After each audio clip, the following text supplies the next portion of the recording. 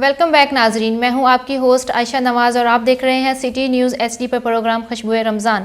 ماہ رمضان کا دوسرا عشرہ ہے، مغفرت کا عشرہ ہے۔ اللہ تعالیٰ سے تو ہم توبہ کرتے ہیں، اس سے پہلے سر مجھے لگتا ہے کہ ہم نے کسی کی دل آزاری کی ہو تو ہمیں اس سے بھی معافی مانگنی چاہیے، اور اگر کسی نے ہمارے لیے برا کہا ہو یا ہماری دل آزاری کی ہو تو ہمیں اس سے بھی معاف کر دینا چاہیے، پھر ہی ہم اللہ کے روبرو پیش ہوں اور اللہ سے معافیاں مانگیں۔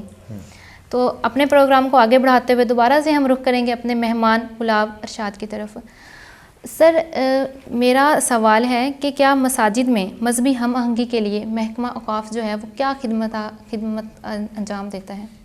دیکھیں جی، اگر آپ اوقاف کی ایکٹیویٹیز ہے، پہلے آپ نے دیکھا ہوگا آپ کے جیسے ہمارے فیصل آباد کا ایک ڈسٹرکٹ ہے جنگ، وہاں پہ بڑی جو ہے وہ اس بات پہ فرقہ وارانہ جو معاملات ہیں اس پہ بڑی قتل و غارت بھی ہوئی، اور اس کے بعد یہ ہے کہ مختلف جگہوں پہ ایسے واقعات ہوتے تھے کہ جس میں اب ہم نے ایک ایسا اوقاف نے متعدد علماء بورڈ کے نام سے، جس میں تمام جو ہمارے مکاتب فکر ہیں اس کے لوگ شامل ہوتے ہیں، اور جہاں پہ بھی ہمارا کوئی ایسا مسئلہ آتا ہے جہاں پہ جو قابل قدر اس ٹائپ کا ہو کہ جہاں پہ ہمیں یہ خدشہ ہو کہ یہ امن و امان کو جو ہے وہ ڈسٹرب کرے گا، تو متعدد علماء بورڈ کے اندر لے جاتے ہیں، اور اس پہ تمام چونکہ مسالک کی جو ہے وہ صوبائی لیول پہ نمائندگی ہے، تو وہاں پہ اس کو سارٹ کرنے کے بعد جو ہے وہ الحمدللہ ایسی کوئی مذہبی منافرت یا پرابلم جو ہے وہ نہیں آتی۔ جو مذہبی ہمارے مذہب کے حوالے سے ہے، اس میں ہر ڈسٹرکٹ اور ہر ڈویژن لیول پہ جو ہے وہ مختلف کمیٹیاں بنی ہوئی ہیں،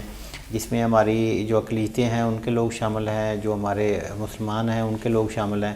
تو جہاں پہ بھی ہر جو ہے وہ کوارٹرلی ان کی میٹنگز بھی ہوتی رہتی ہیں، اور اگر کوئی ایسا مسئلہ ہو تو اس پہ اسپیشل میٹنگ بھی ہوتی ہے، جس میں ریجن کو کمشنر صاحب ایڈ کرتے ہیں اور ڈسٹرکٹ کو جو ہے وہ ڈی سی صاحب ہوتے ہیں، تو ان میں ہمارے جو اوقاف کے علماء ہیں یا دیگر لوگ ہیں وہ بھی اس میں بڑھ چڑھ کر جو ہے وہ حصہ لیتے ہیں۔ اس میں پھر وہاں پہ ان کمیٹیوں میں جو ہے اس کو سارٹ آؤٹ کر لیا جاتا ہے، اگر کسی کا جیسے کوئی کرسچن ہے تو ان کی طرف سے کوئی پرابلم چل رہا ہے یا مسلمانوں کی طرف سے ان کو ہے، تو وہاں پہ بیٹھ کے لوگوں کو بڑا فہم و تفہیم کے ساتھ جو ہے تاکہ کوئی ہمارے ملک میں ایسا مسئلہ نہ ہو، اور سب لوگ اپنی اپنی حدود و قیود میں اپنی عبادات وغیرہ جو ہے وہ جاری رکھیں اور اپنے مذہب کے مطابق جو ان کی عبادت ہے وہ سر انجام دیں۔ بنارا صاحب، کچھ درباروں پر، میں لفظ یوز کر رہا ہوں، کچھ مزارات پر، درباروں پر بدقسمتی سے میں کہہ سکتا ہوں، ٹھیک ہے، چونکہ بدقسمتی سے اس لیے کہہ رہا ہوں کہ صاحب مزار کی جو روح ہے نا وہ بھی تڑپ رہی ہوتی ہے اندر، بعض جگہ پر ہوتا کیا ہے، اور میں کہتا ہوں کہ اس میں لوگ کہتے ہیں یار یہ محکمہ اوقاف کو کرنا چاہیے، ٹھیک ہے، اب محکمہ اوقاف وہ تو نہیں کہتے بھئی یار آپ اس طرح یہ غلط کریں، ہوتا کیا ہے، چرس، افیم، گردہ، شراب، بھنگ بوٹی لا کے جناب کھوٹے تھے کھوٹے لا کے جناب مولا علی علیہ السلام کے نعرے لگائے جاتے ہیں، نعرے تکبیر بلند کر دیا جاتا ہے، ٹھیک ہے۔ اب اس میں محکمہ اوقاف تو بیچاری کوشش ہی کرتی ہے نا، اسٹرگل کرتی ہے، منع کر سکتی ہے، ٹھیک ہے، اور وہ ہمارا بھی حق بنتا ہے چاہے وہ اوقاف کے ساتھ ریلیٹڈ ہیں یا نہیں ہے، تو اس کے لیے کچھ سخت سے سخت کوئی آپ کا کوئی قانون یا کوئی رول نہیں پیدا کیا آپ نے؟ اصل میں یہ ہے کہ جو منشیات ہے یہ تو ہمارے معاشرے کے لیے ویسے ہی ایک لعنت ہے بہت بڑی، اور مزارات کے ارد گرد اس کو ہمیں نہیں کرنا چاہیے، اس لیے کہ مزارات کے علاوہ مزارات ایک لوگوں کے لیے یہ سمجھے کہ پناہ گاہیں جو ہے وہ گورنمنٹ کی طرف سے ابھی بنائی گئی ہیں، مزارات کا سسٹم آلریڈی ایک پناہ گاہ ہے۔ جیسے میں آپ کو اس کی مثال دوں کہ بی بی سی کے اگر آپ جائیں ویب سائٹ پہ تو انہوں نے ایک ریسرچ کی ہے داتا صاحب رحمۃ اللہ علیہ پہ، داتا صاحب رحمۃ اللہ علیہ پہ اور حضرت بابا فرید الدین مسعود گنج شکر رحمۃ اللہ علیہ پہ، اور ان کا کہنا یہ تھا کہ جو داتا صاحب رحمۃ اللہ علیہ ہیں، داتا صاحب کے مزار سے 40,000 لوگوں کا روزگار وابستہ ہے، جو وہاں سے لوگ کھانا بھی کھاتے ہیں اور مختلف طریقے سے ان لوگوں کا جو ہے وہ روزگار وابستہ ہے، اور اسی طرح سے حضرت بابا فرید الدین مسعود گنج شکر رحمۃ اللہ علیہ، اور انہوں نے اس کو ایک سوشل ویلفیئر آرگنائزیشن کے طور پہ لیا ہے کہ اگر اس طرح کی سوشل ویلفیئر آرگنائزیشنز وہاں پہ بھی ہوں تو وہ لوگوں کے لیے بڑی بینیفیشل ہے۔ اب جو آپ کا کوشچن ہے اس میں یہ ہے کہ جب کوئی بندہ جس کو ایک نشئی ہے یا نشے کی حالت میں جس کو گھر والے بھی ایکسیپٹ نہیں کرتے، اس کی فیملی بھی ایکسیپٹ نہیں کرتی، تو پھر اس کو جو شیلٹر ملتا ہے وہ ایک مزار پہ ملتا ہے۔ وہ کیا کرتا ہے، وہاں پہ جاتا ہے، وہاں پہ اس کو کھانے کے لیے لنگر کی فارم میں جو ہے وہ مل جاتا ہے، ویسے بھی وہاں پہ سہولیات۔ سر ایک سیکنڈ، اس میں جو انتظامیہ ہوتی ہے نا وہ بھی ملوث ہوتی ہے، جو دربار کی انتظامیہ ہوتی ہے، جو ادھر کا سجادہ نشین بہت کچھ ہیں ایسے، میں ہر جگہ نہیں کہہ رہا لیکن اکثریت ہم نے دیکھنے کو ایسا ملا ہے۔ اور ایک مخصوص مکتبہ فکر ہے جو خود ان کے ساتھ ریلیٹڈ ہے.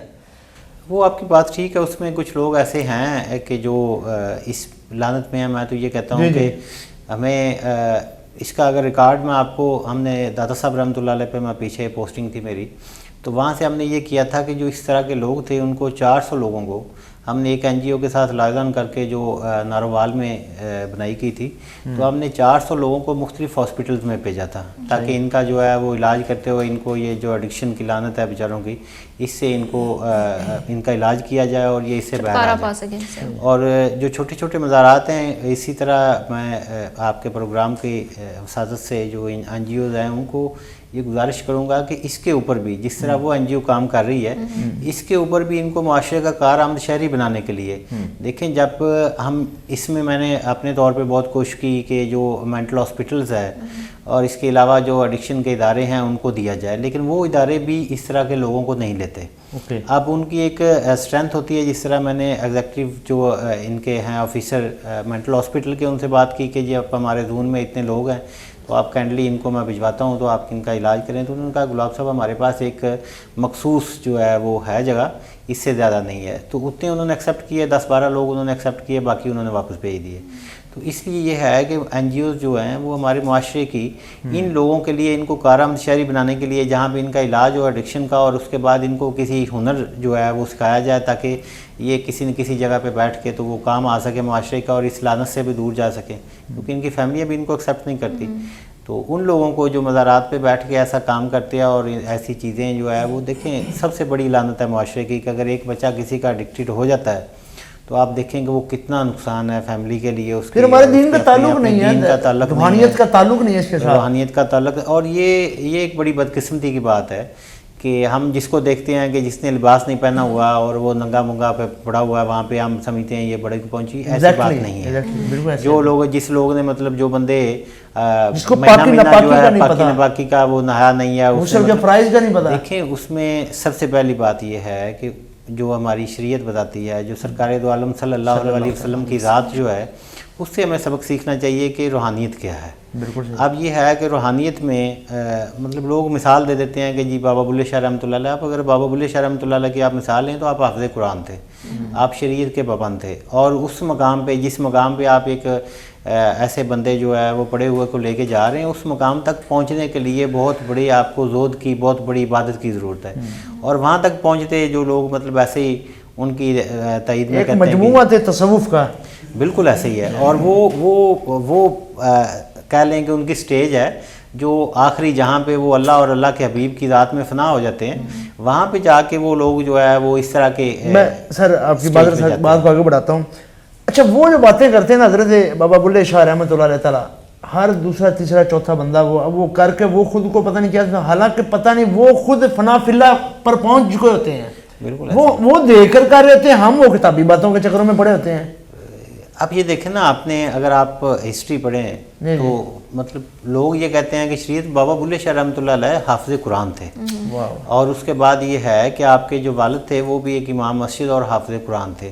پھر آپ نے حافظ غلام مرتضیٰ صاحب سے جو حفظ کیا، پھر یہ ہے کہ آپ نے تو خود اس مقام پہ پہنچ گئے نا. پھر جیسے آپ نے لکھا ہے کہ نام ہے مومن وچ مسیتاں، تو وہ اس کا مطلب یہ ہے، وہ اگر آپ پوری کافی پڑھیں یا آپ کا پورا اس کو پڑھیں جو آپ کا کلام ہے، تو آپ اس مقام پہ پہنچ گئے. اب ایک بندہ جو ہے وہ گھر سے اٹھتا ہے، اس نے میلے کچالے کپڑے پہنے ہوئے ہیں، وہ بیٹھا ہوا ہے، وہ کہتا ہے کہ میں اس سٹیج پہ، ایسے تو نہیں اس سٹیج پہ پہنچا جاتا. اس کے لیے آپ کو بہت بڑی ایک عبادت کی، بہت بڑی ریاضت کی ضرورت ہوتی ہے، اور وہاں پہ آپ دنیا سے بے غرض ہو کے اور ایک عرصے کے بعد آپ وہاں پہ پہنچتے ہیں.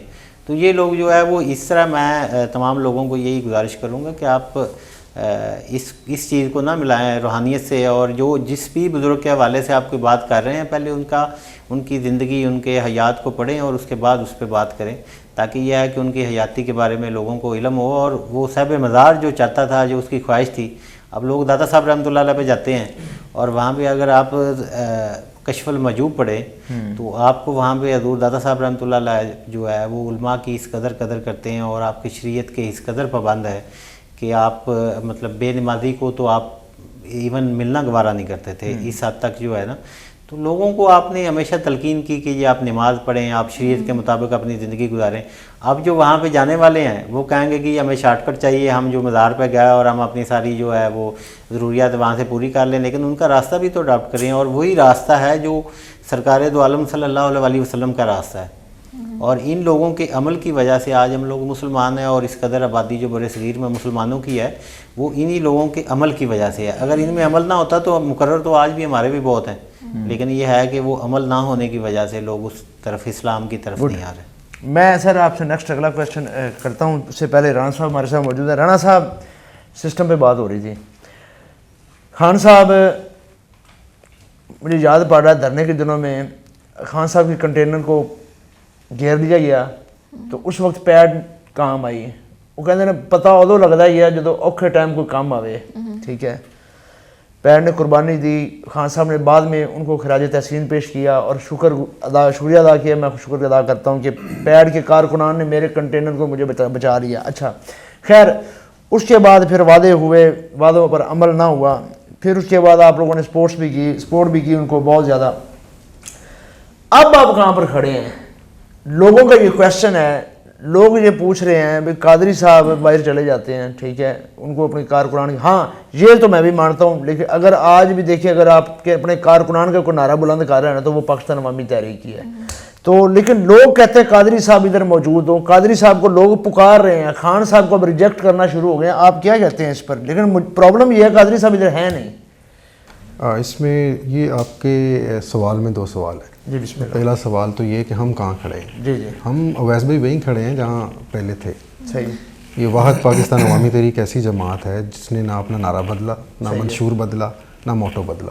مطلب وہی سسٹم اس کی مثال یوں ہے, اس کی مثال جی بالکل سسٹم کے خلاف. مثال یوں ہے کہ لانگ مارچ سے لے کے انقلاب مارچ تک 2 دفعہ الیکشن کا مرحلہ آیا, تو دونوں دفعہ ہی ڈاکٹر طاہر القادری صاحب نے اس الیکشن کا بائیک آؤٹ کیا, کیونکہ یہ الیکشن اسی سسٹم کے تحت ہو رہا ہے جس سسٹم کو ہم نہیں مانتے, جو سسٹم کرپٹ ہے. اب یہ صرف ہم نہیں, اب تو سارے ہی کہتے ہیں. حسن نثار صاحب کا بھی پچھلے دنوں میں سن رہا تھا ایک انٹرویو ان کا چل رہا تھا.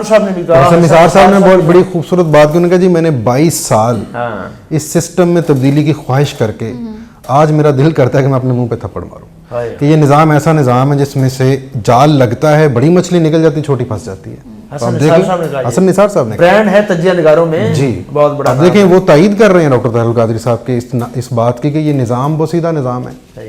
اچھا, اب ڈاکٹر طاہر القادری صاحب کی آپ بات کر رہے تھے. ڈاکٹر صاحب ایکچولی دیکھیں ملٹی ڈائمینشنل پرسنالٹی ہے.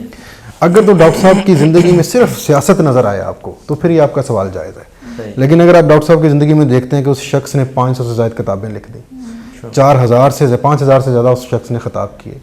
ریسنٹلی ابھی پچھلے سال انہوں نے قرآنک انسائکلوپیڈیا کا تحفہ امت کو دیا. تو اگر ڈاکٹر صاحب کہیں سیپریٹ بیٹھے ہیں تو بیٹھ کے وہ فارغ نہیں ہے, وہ یہ کام کر رہے ہیں.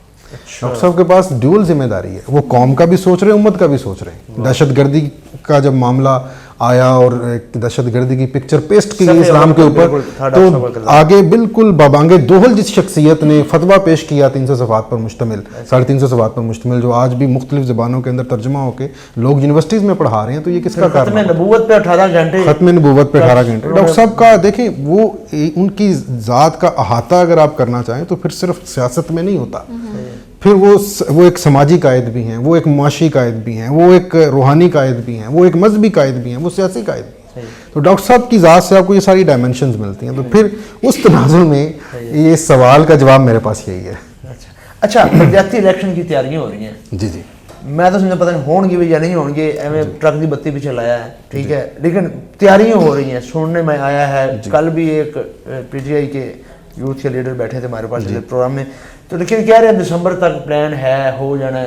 مطلب جیسے 6 ماہ پہلے دسیا سی جس نے کمیٹی کا لارا لائی جا رہے ہیں, ویسے مطلب الیکشن کا بتایا جا رہا ہے. پیڈ الیکشن میں حصہ لے گی؟ پیڈ کا کرنٹ میں آپ کو سٹیٹس بتا دیتا ہوں. ڈاکٹر صاحب نے تو ریٹائرمنٹ کا اعلان کر دیا تھا, اور انہوں نے پیڈ کو ختم نہیں کیا, پیڈ کو انڈیپینڈنٹ کر دیا. اس کی باقاعدہ اب ایک کور کمیٹی بن چکی ہے. اس کور کمیٹی کے ممبران اپنے باہمی صلاح مشورہ کے ساتھ اس کے آگے لائحہ عمل طے کر رہے ہیں. بلدیاتی انتخابات کے حوالے سے تیاریاں پیڈ کی بھی ہیں, لیکن اس میں ایک چیز آئی تھی متناسب نمائندگی کی, جو ڈاکٹر طاہر القادری صاحب کے منشور کا حصہ تھا. صحیح ہے. اب سننے میں آیا کہ دوبارہ اسی نظام کی طرف یہ چل پڑے ہیں جو پہلے تھا. اگر تو وہی رہا تو شاید پیٹ اس میں حصہ نہ لے. باقی جو آپ بات کریں کہ گورنمنٹ کہہ رہی دسمبر میں ہوگا یا جنوری میں ہوگا یا اس سے پہلے ہوگا, پرابلم یہ ہے کہ اس نظام میں رہتے ہوئے بندے کے اتنے اتار چڑھاؤ آتے ہیں سیاسی کہ وہ فیصلہ کرنے کی پوزیشن میں نہیں ہوتا. اسی طرح تحریک انصاف بھی بلدیاتی انتخابات کے حوالے سے فیصلہ کرنے کی پوزیشن میں نہیں ہے. اس کی ریزن یہ ہے کہ موجودہ جو صورتحال بن چکی ہے اس میں ڈاؤٹ ہے ان کو, تحریک انصاف کو بھی, اگر ہم بلدیاتی الیکشن کرواتے ہیں تو پتہ نہیں اتنی سیٹیں ہمیں ملتی کہ نہیں ملتی. اور بلدیاتی الیکشن جو ہمیشہ جو ہم اپنی زندگی میں جتنی کہ سیاسی جد و جہد میں ہم رہے ہیں, ہم نے جو سیکھا ہے کہ بلدیاتی الیکشن جو ہے وہ ڈائریکشن بنتا ہے آپ کے بڑے الیکشن کی. وہ آپ کو نوید سناتا ہے کہ آپ بڑے الیکشن میں کہاں. صاحب چھوٹی سی بریک لیتے ہیں, بریک کے بعد انشاءاللہ واپس لوٹتے ہیں. مجھے سگنل مل رہے ہیں بریک کے لیے.